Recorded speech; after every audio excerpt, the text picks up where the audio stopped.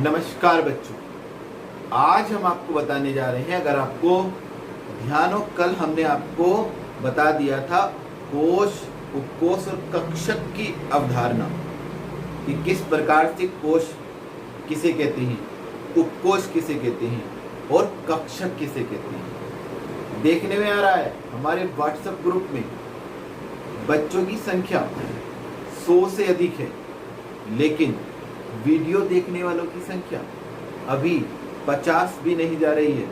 इसका मतलब है आप घर में बैठकर ऑनलाइन नहीं पढ़ रहे हैं। आपको पढ़ना बहुत अनिवार्य है। केवल याद करने से कुछ नहीं होगा, समझना भी अत्यंत आवश्यक है। तो आज हम बात करेंगे द्रव्य व विकिरण की द्वैती प्रकृति।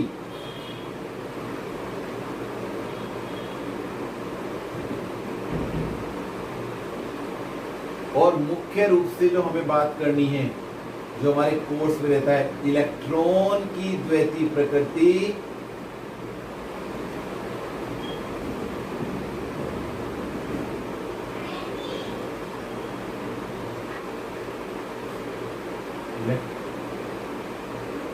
इलेक्ट्रॉन की द्वैती प्रकृति, डी ब्रोगली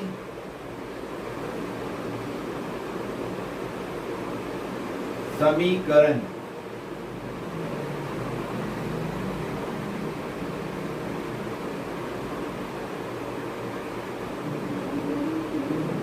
इनके बारे में मैं आपको आज बताने वाला हूं। दो चीजें होती है, द्रव्य बोले तो कण और विकिरण बोले तो तरंग, वेव। सन 1905 ईस्वी की बात है। एक साइंटिस्ट थे आइंस्टीन। उन्होंने तरंगों पर विशेष काम किया, विकिरण पर विशेष काम किया, और उन्होंने बताया कि तरंगों में तरंग के गुण भी पाए जाते हैं और कण के भी गुण पाए जाते हैं। कण की प्रकृति उन्होंने किस आधार पर बताई? कण की प्रकृति बताई उन्होंने प्लैंक के क्वांटम सिद्धांत के आधार पर। प्लैंक ने बताया था कि जो ऊर्जा का स्रोत है उससे क्या निकलते हैं, जो ऊर्जा निकलती है वो निश्चित ऊर्जा के पैकेटों में निकलती है, और वे पैकेट एक कण की तरह काम करते हैं। और उस कण का नाम मैंने आपको बताया था, फोटोन। एक निश्चित ऊर्जा होती है इसकी, h न्यू से हमने इसे रिप्रेजेंट किया था। याद नहीं आ रहा तो पहले दिन की वीडियो देख सकते हैं। फोटोन, उस कण को हम क्या कहते हैं? फोटोन। तो प्रत्येक विकिरण में क्या पाए जाते हैं? कण पाए जाते हैं, जिन्हें हम कहते हैं फोटोन।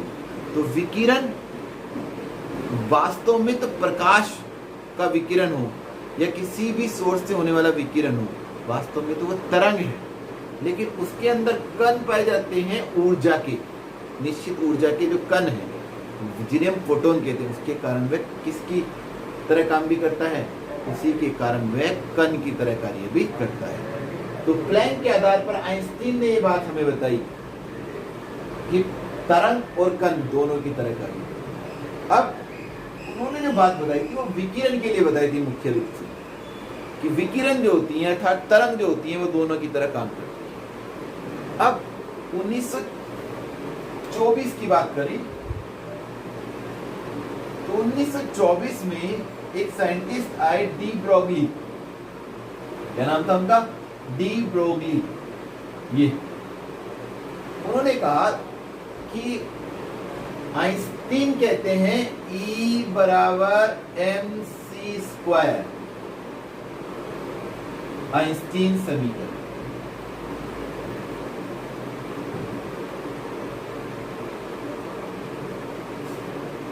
और उन्होंने कहा प्लैंक कहते हैं E बराबर h न्यू।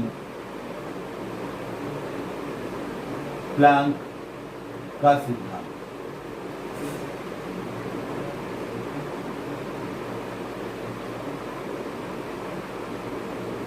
तो उन्होंने कहा अगर मैं इन्हें जोड़ देता हूं mc²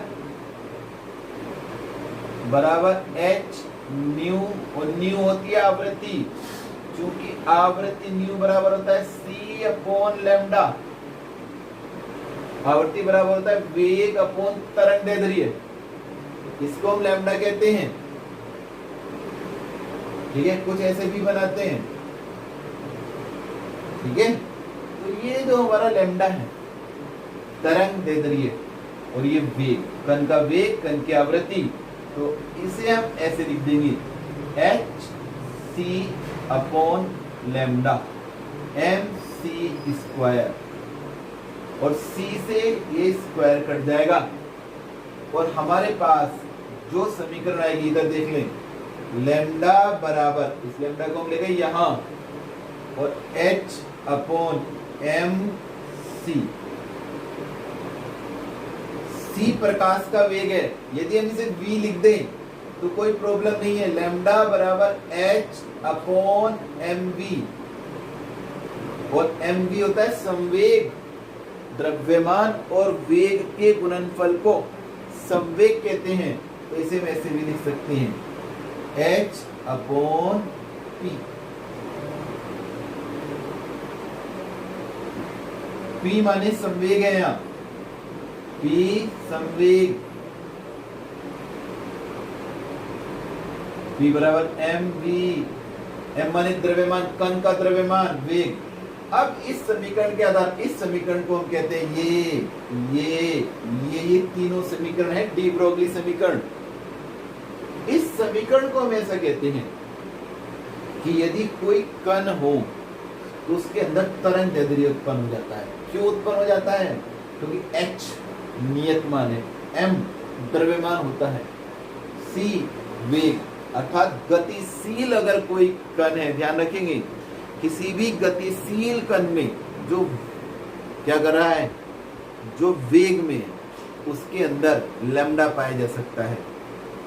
ठीक है, अगर वह बहुत तेज गति करता है और उसका द्रव्यमान बहुत कम है, हल्का है, तो उसका जो तरंग दैर्ध्य है वह तरंग की तरह कार्य करने में उसे मदद करता है। तो डी ब्रोगली ने बताया कि जो कण है वे भी तरंग की तरह काम कर सकते हैं। तो कणों के अंदर भी तरंग और कण के गुण हैं, और तरंगों के अंदर आइंस्टीन कहते हैं कण और तरंग के गुण हैं।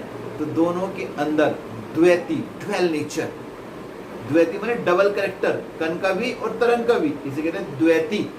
द्वैती माने डबल, ड्वेल, अंग्रेजी में द्वैती को कहते हैं ड्वेल, ड्वेल नेचर। ठीक है, इसे कहते हैं द्वैती प्रकृति। अब इलेक्ट्रॉन के बारे में बात चली, तो इलेक्ट्रॉन की द्वैती प्रकृति कैसे है आपको बताएं।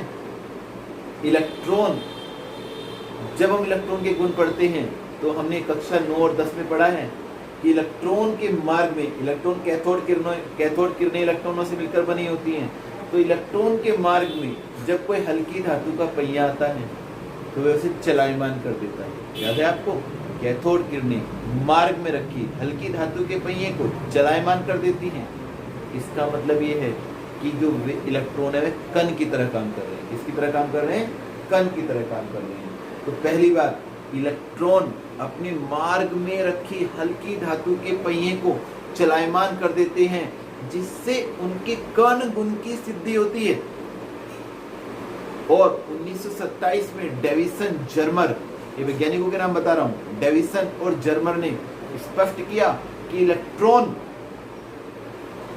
तरंग की तरह व्यतिकरण और विवर्तन, फिजिक्स में आप इन्हें अच्छी तरह से पढ़ेंगे, व्यतिकरण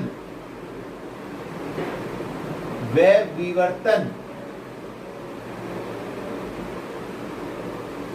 क्रियाएं भी प्रदर्शित करता है। कौन? इलेक्ट्रॉन। तो इलेक्ट्रॉन में दोनों तरह के गुण पाए गए, तरंग के भी और कण के भी। इसलिए हम कहते हैं इसे इलेक्ट्रॉन की द्वैती प्रकृति। तो आपको समझ में आ गई होगी बात।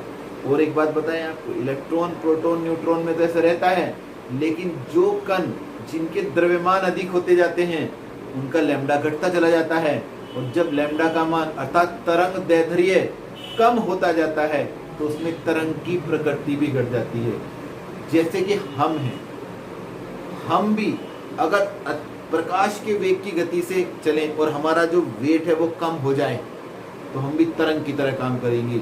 एक किसकी तरह काम करेंगे? एक प्रकाश की किरण की तरह काम करेंगे, ठीक है। लेकिन क्योंकि हमारा वेट ज़्यादा है और चाल बहुत कम है, इसलिए हम भागते हुए भी तरंग दे रही है तो हमारा उत्पन्न होगा, लेकिन हम तरंग की तरह कार्य नहीं कर सकते, ठीक है। तो जैसे जैसे कणों का द्रव्यमान बढ़ता गया और वेग घटता गया, वैसे वैसे उनके अंदर तरंग दैर्ध्य भी कम होता जाता है और उनमें तरंग के गुण हमें स्पष्ट नहीं हो पाते।